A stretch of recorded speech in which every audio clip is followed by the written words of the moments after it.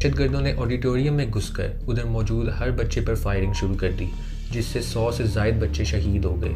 जगह जगह explosives plant हुए हुए थे। पाक फौज का ये ऑपरेशन करीब 8 घंटे बाद अपने इख्तिताम को पहुंचा और तमाम 7 दहशतगर्दों को मार दिया गया। भागते हुए सर पे गोली मारी उन जालिमों ने। जरूर पढ़ेंगे जी, इधर इसी स्कूल में पढ़ेंगे। और मोहब्बत की हुंदी चले जी नू जी हुंदी। ਅੱਜ ਤੋਂ 10 ਸਾਲ ਪਹਿਲਾਂ पेशावर ਦੇ ਵਿੱਚ ਸਕੂਲ ਦੇ ਵਿੱਚ ਇੱਕ ਅਟੈਕ ਹੋਇਆ ਸੀ। ਉਸ ਅਟੈਕ ਦੇ ਵਿੱਚ ਕਈ ਮਾਸੂਮਾਂ ਦੀ ਜੋ ਜਾਨ ਹੈ ਉਹ ਚਲੀ ਗਈ ਸੀ ਤੇ ਉਸ ਅਟੈਕ ਦਾ ਜੋ ਸੋਗ ਹੈ ਪੂਰੀ ਦੁਨੀਆ ਦੇ ਵਿੱਚ ਮਨਾਇਆ ਗਿਆ, ਕਿਉਂਕਿ ਛੋਟੇ ਛੋਟੇ ਮਾਸੂਮ ਬੱਚਿਆਂ ਦਾ ਕਿਸੇ ਨਾਲ ਕੋਈ ਵੈਰ ਵਿਰੋਧ ਨਹੀਂ ਸੀ, ਕੁਝ ਨਹੀਂ ਸੀ, ਪਰ ਸੋ ਕੋਲਡ ਇੱਦਾਂ ਦੇ ਲੋਕ ਜਿਹੜੇ ਇਸਲਾਮ ਦੇ ਮੋਢਿਆਂ ਤੇ ਬੰਦੂਕ ਰੱਖ ਕੇ ਚਲਾਉਂਦੇ ਹੈ, ਮਤਲਬ ਕਿ ਆਪਣੇ ਆਪ ਨੂੰ ਇਹ ਕਹਿੰਦੇ ਆ ਕਿ ਅਸੀਂ ਜੰਨਤ ਵਿੱਚ ਦਾਖਲ ਹੋਵਾਂਗੇ ਜੇਕਰ ਅਸੀਂ ਆਪਦੇ ਆਪ ਨੂੰ ਕੁਰਬਾਨ ਕਰਾਂਗੇ ਬਾਕੀ ਮਾਸੂਮਾਂ ਦੇ ਨਾਲ। ਸੋ ਹੋਰ ਵੀ ਇੱਦਾਂ ਦੀਆਂ ਕਾਫੀ ਸਾਰੀਆਂ ਗੱਲਾਂ ਬਾਤਾਂ, ਪਰ ਅੱਜ ਦੀ ਇਸ ਵੀਡੀਓ ਦੇ ਵਿੱਚ ਉਹਨਾਂ ਬੱਚਿਆਂ ਦੇ ਲਈ ਇੱਕ ਦਿਲੋਂ ਸ਼ਰਧਾਂਜਲੀ, ਇੱਕ ਟ੍ਰਿਬਿਊਟ। ਅਸੀਂ ਜਦੋਂ ਇਹ ਹੋਇਆ ਸੀ ਤਾਂ ਇੰਡੀਅਨ ਮੀਡੀਆ ਦੀਆਂ ਖਬਰਾਂ ਸੁਣੀਆਂ, ਉਧਰ ਕੀ ਹੋਇਆ ਉਸ ਇੰਡੀਅਨ ਮੀਡੀਆ ਦੇ ਜ਼ਰੀਏ ਸੁਣਿਆ।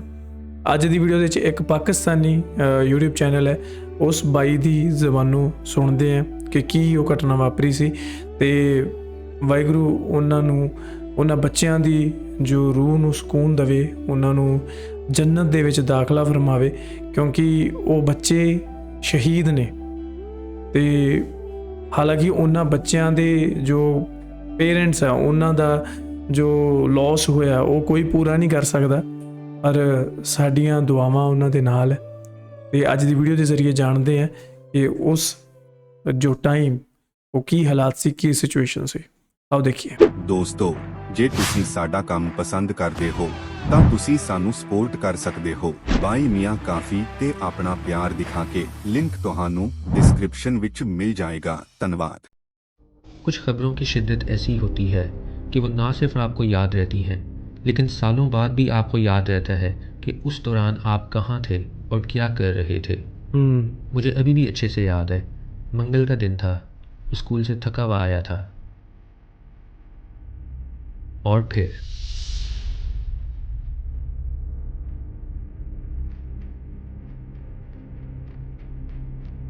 पेशावर में 100 से ज्यादा माओं की गोद उजाड़ दी।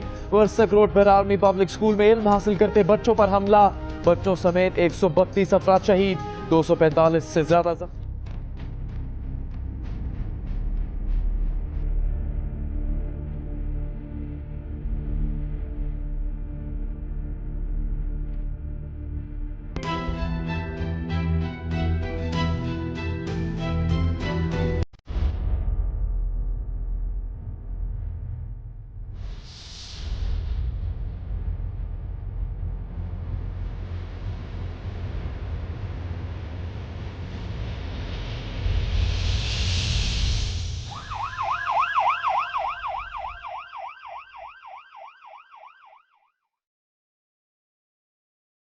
अफ़गान बॉर्डर के करीब मिलता पेशावर शहर अपनी तारीख में कई दफ़ा तालिबान के हाथों दहशतगर्दी का निशाना बन चुका है। BBC के अकॉर्डिंग 2014 में सिर्फ नवंबर के महीने में 13 टेररिस्ट अटैक्स खैबर पख्तूनख्वा में हुए, वहीं जहां पेशावर मौजूद है। उसी महीने पूरे पाकिस्तान में 35 टेरर अटैक्स हुए हैं, जिनमें से 32 हमले तहरीक तालिबान पाकिस्तान के हाथों हुए, जिसमें 143 लोग अपनी जान खो बैठे। Going into December, this was an alarming situation for the entire country. पाक फौज से affiliated army public school 146 branches का एजुकेशन नेटवर्क है और APS की एक ब्रांच पेशावर के मिलिट्री कैंटोनमेंट के एज पर लोकेटेड है। 9/11 के बाद होने वाली वॉर ऑन टेरर के दौरान तहरीक तालिबान पाकिस्तान का मुल्क के शुमाली इलाकों पर कब्जा मजबूत हो गया था। इनका मकसद पाकिस्तान स्टेट को डिस्टेबलाइज करना था और उस मकसद को पूरा करने के लिए इन्होंने मिलिट्री और सिविलियन ग्रुप्स को टारगेट करना शुरू कर दिया। पाक फौज के लिए TTP सालों भर एक मुसीबत बनी रही और इसी तरह 2009 में एक अहम ऑपरेशन जारी किया गया, राहे रास्त, जिसने सवात वैली से TTP के इन्फ्लुएंस को ख़त्म किया। ये ऑपरेशन जितना भी सक्सेसफुल था, ये पाक फौज के लिए आगे आने वाले चैलेंजेस की एक अहम वार्निंग थी। 2014 में ऑपरेशन ज़र्ब-ए-अज़्ब लॉन्च किया गया, जिसका मकसद शुमाली वज़ीरिस्तान से TTP के कंट्रोल को ख़त्म करना था और उधर मौजूद तालिबान लीडर्स को भी एलिमिनेट किया गया। APS पेशावर का सानेहा पाक फौज के लिए इस जंग में एक बड़ा टर्निंग पॉइंट था। उन्हें अब मालूम हुआ था कि TTP के खिलाफ अब सख्त कार्रवाई करनी होगी, क्योंकि तालिबान के अपने लीडर्स का कहना है कि वो हर तालीमी इदारे का रुजू करेंगे। उसके जवाब में नेशनल एक्शन प्लान लॉन्च किया गया, जिसमें दहशतगर्दी से निपटने के लिए मिलिट्री, लीगल और सोशल मेजर्स जारी किए गए। इस सानेहा ने अवाम को पब्लिक प्लेसेस और तालीमी इदारों की सेफ्टी पर बेशुमार सवाल करने पर मजबूर किया। लोगों ने खूब एहतजाज किया, लेकिन पाक फौज को मालूम था कि इस जंग में बहुत संजीदगी और समझदारी से काम लेना होगा। अब उस दिन एग्जैक्टली हुआ क्या था? मंगल का दिन था और करीब सुबह 10 बजे 7 दहशतगर्द स्कूल की पिछली दीवार फलांगते हुए दिखे थे। उन सब दहशतगर्दों ने एक्सप्लोसिव वेस्ट पहनी हुई थी और मालूम होता था कि उन्होंने फेंस पर लगी वायर को काटा और फिर सीढ़ी लगाकर स्कूल के एरिया में एंटर हुए। सबसे पहली गोली स्कूल के मेन हॉल के सामने से सुनाई गई थी, जो बिल्कुल ऑडिटोरियम के साथ है। दहशतगर्दों ने ऑडिटोरियम में घुसकर उधर मौजूद हर बच्चे पर फायरिंग शुरू कर दी, जिससे 100 से ज्यादा बच्चे शहीद हो गए। बच्चों का कहना है कि दहशतगर्द एक क्लासरूम से दूसरे क्लासरूम गए और वहां मौजूद तमाम लोगों पर फायरिंग की। उसने पिस्टल से मुझ पर फायर किया। मैं वहीं नीचे लेट गया हूँ। उसने अपने पीछे जो उसके साथी दोस्त की तरफ देखा है, उसने मुझे इग्नोर किया। मैं पीछे मुड़ के तो मैंने अपने आप को दीवार के पीछे छुपा लिया। मैं वहाँ 5 मिनट तक छुपा रहा हूँ। एक गवाह के मुताबिक प्रिंसिपल ताहिरा काजी ने अपनी जान की कुर्बानी देने से पहले कई बच्चों को फरार होने में मदद की, जिसके बाद उनके अपने ऑफिस में उनकी शहादत हुई। मेरी अम्मी को इतना बड़ा मुकाम मिला है। I am very proud of her. कुछ ही देर में आर्मी कमांडोज क्राइम सीन पर पहुंच गए और एक सर्च एंड क्लियरेंस ऑपरेशन चालू किया गया, जहां पर उन्होंने एक एक ब्लॉक जाकर दहशतगर्दों को एलिमिनेट किया। उन्हें बहुत एहतियात से ये ऑपरेशन करना पड़ा था, क्योंकि जगह जगह एक्सप्लोसिव्स प्लांट हुए हुए थे। पाक फौज का ये ऑपरेशन करीब 8 घंटे बाद अपने इख्तिताम को पहुंचा और तमाम 7 दहशतगर्दों को मार दिया गया। मेजर जनरल आसिम बाजवा का कहना है कि वो तालिबान वेपन्स के अलावा अपने साथ खाने का सामान भी लाए हुए थे, जिससे ये जाहिर होता है कि उनका उस बिल्डिंग पर बहुत देर कब्जा रखने का इरादा था। ये खबर पब्लिक तक पहुंचते ही वालिदैन अपने बच्चों की तलाश में भागे चले आए। जख्मी बच्चों को फौरन से लेडी रीडिंग हॉस्पिटल ले जाया गया। पूरे मुल्क में एक अफरा तफरी का माहौल था।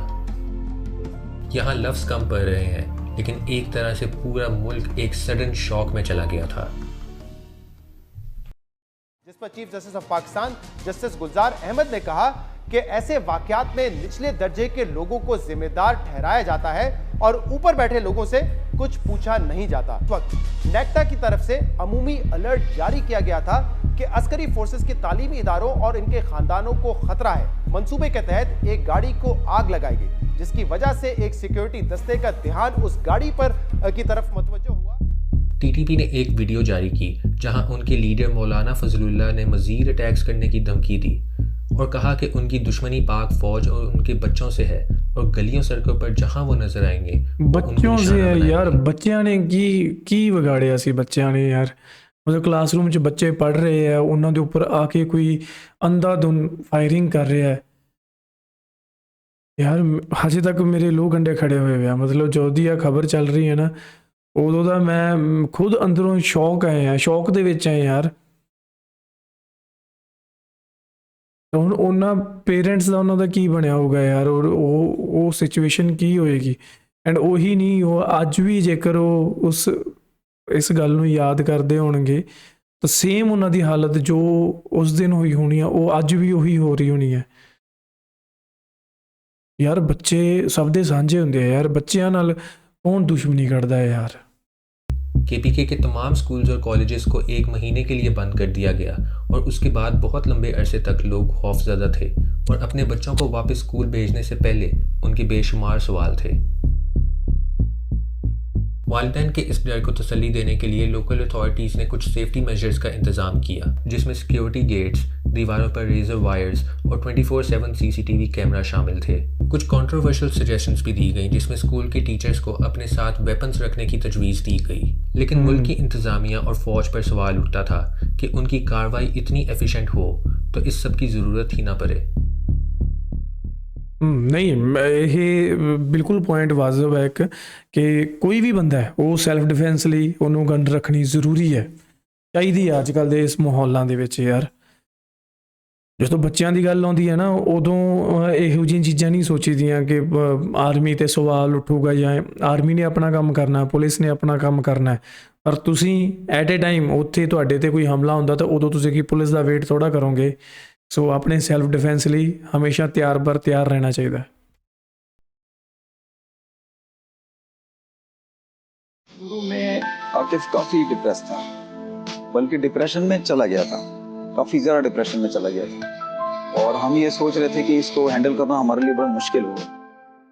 जो बच्चे उस अटैक में सर्वाइव कर गए थे वो बहुत लंबे अरसे तक खुद के जज्बात काबू रखने में स्ट्रगल करते रहे। बहुत से बच्चों में सीवियर पोस्ट ट्रॉमेटिक स्ट्रेस के सिम्टम्स पाए गए और उधर मौजूदा टीचर्स का भी कहना है कि उन्हें बहुत मुश्किल आती है अपने बच्चों को पढ़ाने में, क्योंकि बच्चे लेक्चर के बीच में ही कोलैप्स कर जाते थे। They were getting down to hide their self, but they couldn't. All the people, they were crying. I was listening. Kids. ये एक प्रॉब्लम थी जिसकी वजह से आगे मज़ीद मसले पैदा होने लगे। इस खौफनाक वाक़या का इस कौम की नफ्सियात पर बहुत बड़ा इम्पैक्ट था। शुरू में तो दिल में एक खौफ बैठा रहा और उन वालिदैन का ख्याल आता जिनके ज़ख्म अभी भी ताज़ा हैं। बच्चों को सेफ्टी करते हुए अपने बच्चों की तरफ भागते हुए सर पे गोली मारी उन जालिमों ने। ज़रूर पढ़ेंगे जी, इधर इसी स्कूल में पढ़ेंगे। लेकिन इसी वाक़े ने मुल्क में एक इत्तेहाद पैदा की। उन बच्चों ने जो बहादुरी और दिलेरी का इजहार किया वो हमारे लिए बुराई के ख़िलाफ़ लड़ने की एक अहम मिसाल है। उन बहादुर सर्वाइवर्स का बयान सुनकर आंखों में आंसू तो आते ही हैं, लेकिन ये मालूम ज़रूर होता है कि यही असल दिलेरी की मिसाल है। लेकिन उन्होंने जिस साइकोलॉजिकल रेजिलियंस का मुजाहिरा किया है वो अपनी मिसाल आप है। ये कि हमारी मेंटल हेल्थ जो थी वो काफ़ी डिस्ट्रॉयड थी। फिर अगर मैं साइकोलॉजी करके वही सब कुछ करता हूँ जो हमें नहीं मिला और मेंटल हेल्थ के बारे में अवेयरनेस क्रिएट करता हूँ, तो ये मेरे लिए भी अच्छा होगा और मेरे दोस्तों के लिए भी अच्छा होगा। दिल में कुछ डर वगैरह नहीं, अगर वो कुछ भी करेंगे हमें डर नहीं लगेगा। अगर कितने भी हमले कर ले हम नहीं डरते।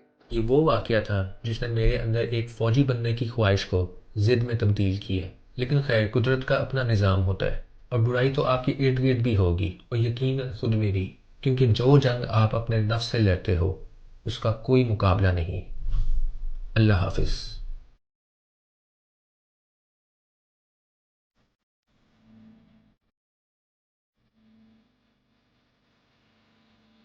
ਤੇ ਜਿਹੜੀ ਆ ਮੋਮਬੱਤੀ ਜਗਦੀ ਦਿਖਾਈ ਹੈ ਨਾ, ਤੇ ਜਦੋਂ ਹਵਾ ਚੱਲਦੀ ਹੈ ਤੇ ਇਹ ਬੁਝਦੀ ਹੈ, ਮੈਨੂੰ ਇਹ ਨਹੀਂ ਮਤਲਬ ਦੁਬਾਰਾ ਗੂਜ਼ ਬੰਪ ਤੇ ਯਾਰ, ਮਤਲਬ ਇੱਕ ਲਾਈਫ ਸੀ ਉਹਨਾਂ 100 ਬੱਚਿਆਂ ਦੀ ਜਿਹੜੀ ਕਿ ਬੁਝ ਗਈ।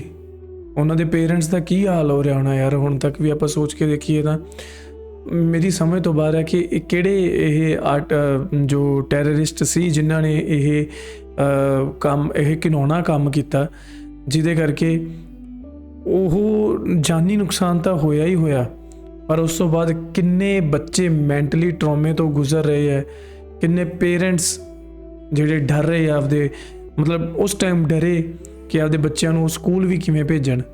ਤੇ ਬਹੁਤ ਖੌਫਨਾਕ ਇਹ ਦ੍ਰਿਸ਼ ਸੀ ਯਾਰ, ਜਿਹੜਾ ਕਿ ਸੁਣ ਕੇ ਅੱਜ ਤੋਂ ਜਦੋਂ ਇਹ ਹੋਇਆ ਸੀ ਉਸ ਤੋਂ 10 ਸਾਲ ਬਾਅਦ ਵੀ ਜੇਕਰ ਆਹ ਖਬਰ ਸੁਣ ਰਹੇ ਹਾਂ ਤਾਂ ਮਤਲਬ ਦੇਖੋ ਕੀ ਫੀਲਿੰਗ ਆ ਰਹੀ ਹੈ ਯਾਰ। ਕੀ ਮੇਰੇ ਕੋਲ ਸ਼ਬਦ ਨਹੀਂ ਹੈਗੇ ਕਿ ਮੈਂ ਕਿੱਦਾਂ ਆਪਣੀ ਜਿਹੜੀ ਭਾਵਨਾ ਨੂੰ ਤੁਹਾਡੇ ਸਾਹਮਣੇ ਰੱਖਾਂ ਕਿ ਇਸ ਟਾਈਮ ਮੈਂ ਕੀ ਫੀਲ ਕਰ ਰਿਹਾ ਯਾਰ। ਜੋ ਬੱਚੇ ਹੁੰਦੇ ਕੌਮ ਦਾ ਸਰਮਾਇਆ ਹੁੰਦੇ ਆ, ਇੱਕ ਭਵਿੱਖ ਹੁੰਦੇ ਆ ਨਾ, 100 ਬੱਚਿਆਂ ਨੂੰ ਵਿਦਆਊਟ ਐਨੀ ਰੀਜ਼ਨ ਖਤਮ ਕਰ ਦਿੱਤਾ ਗਿਆ। ਮਤਲਬ ਉਹ ਅੱਜ ਤੱਕ ਉਹਨਾਂ ਦੇ ਪੇਰੈਂਟਸ ਸੋਚਦੇ ਹੋਣੇ ਆ ਕਿ ਯਾਰ ਮੇਰਾ ਬੱਚਾ ਹੀ ਕਿਉਂ ਕੀ ਕੀਤਾ ਸੀ ਉਹਨੇ ਇਹੋ ਜਿਹਾ ਜਿਹਦੀ ਸਜ਼ਾ ਉਹਨੂੰ ਭੁਗਤਣੀ ਪਈ, ਜਾਂ ਅਸੀਂ ਸਜ਼ਾ ਭੁਗਤ ਰਹੇ ਹਾਂ ਵੀ ਅਸੀਂ ਕਿਹੜੇ ਇਹੋ ਜਿਹੇ ਕੰਮ ਕੀਤੇ ਸੀ, ਹੈ ਨਾ। ਇਹ ਦੇਸ਼ ਹੈ ਨਾ ਜੋ ਇੰਡੀਆ, ਪਾਕਿਸਤਾਨ ਜਾਂ ਦੁਨੀਆ ਦਾ ਕੋਈ ਵੀ ਮੁਲਕ ਆ, ਤਾਂ ਜਦੋਂ ਉੱਥੇ ਇਹੋ ਜਿਹੇ ਜਿਹੜੇ ਆਪਾਂ ਨੂੰ ਆਤੰਕਵਾਦੀ ਦੇਖਣ ਨੂੰ ਮਿਲਦੇ ਆ, ਉਹਨਾਂ ਦਾ ਕੋਈ ਧਰਮ ਨਹੀਂ ਹੁੰਦਾ, ਉਹਨਾਂ ਦਾ ਕੋਈ ਦੇਸ਼ ਨਹੀਂ ਹੁੰਦਾ, ਉਹ ਕਿਸੇ ਕਮਿਊਨਿਟੀ ਨੂੰ, ਕਿਸੇ ਕੌਮ ਨੂੰ ਰਿਪਰੈਜ਼ੈਂਟ ਨਹੀਂ ਕਰ ਰਹੇ ਹੁੰਦੇ। ਜੇਕਰ ਉਹ ਕਰ ਰਹੇ ਆ ਤਾਂ ਉਹ ਆਪਣੇ ਫਿਰਕੇ ਨੂੰ ਕਰ ਰਹੇ ਹੈ, ਆਪਦੀ ਆਰਗੇਨਾਈਜੇਸ਼ਨ ਨੂੰ ਕਰ ਰਹੇ ਹੈ।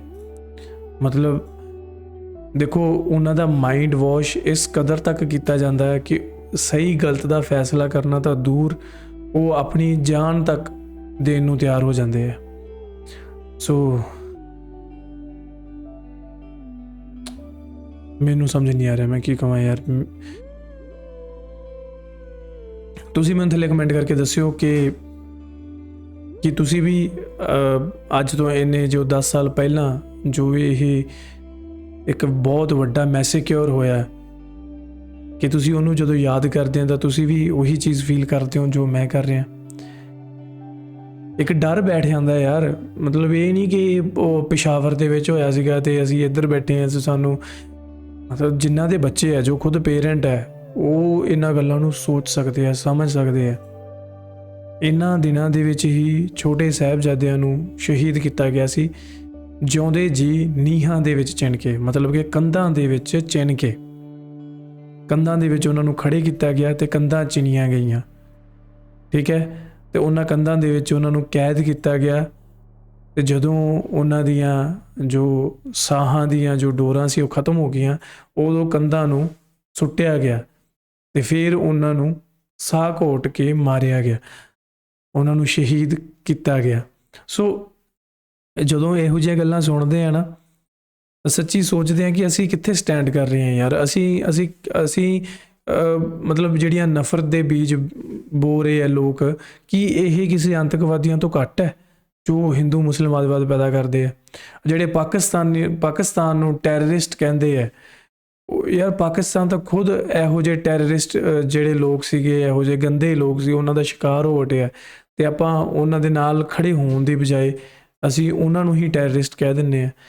ਸੋ ਮੇਰੇ ਖਿਆਲ ਇਹ ਜੋ ਡਬਲ ਫੇਸ ਦੁਨੀਆ ਨਾ, ਇਹ ਇੱਦਾਂ ਹੀ ਰਹਿਣੀ ਹੈ। ਇਹ ਆਈ ਨਹੀਂ ਕਿ ਠੀਕ ਹੋ ਜਾਣੀ ਹੈ, ਇਹ ਇਸੇ ਤਰ੍ਹਾਂ ਹੀ ਰਹਿਣੀ ਹੈ ਤੇ ਇਸੇ ਤਰ੍ਹਾਂ ਚੱਲਣੀ ਹੈ। ਲੋੜ ਹੈ ਕਿ ਹਾਂ ਆਪਾਂ ਆਪਦੇ ਆਪ ਨੂੰ ਅੰਦਰੋਂ ਕਿਵੇਂ ਚੇਂਜ ਕਰਦੇ ਹਾਂ, ਉਹ ਚੀਜ਼ ਮੈਟਰ ਕਰਦੀ ਹੈ। ਸੋ ਗਾਈਜ਼, ਇਹ ਸੀ ਅੱਜ ਦੀ ਵੀਡੀਓ। ਉਮੀਦ ਕਰਦਾ ਕਿ ਤੁਸੀਂ ਥੱਲੇ ਇੱਕ ਆਪਦਾ ਕਮੈਂਟ ਜ਼ਰੂਰ ਛੱਡ ਕੇ ਜਾਓਗੇ। ਮਿਲਦੇ ਹਾਂ ਤੁਹਾਨੂੰ next video. Till then make sure you hit that subscribe.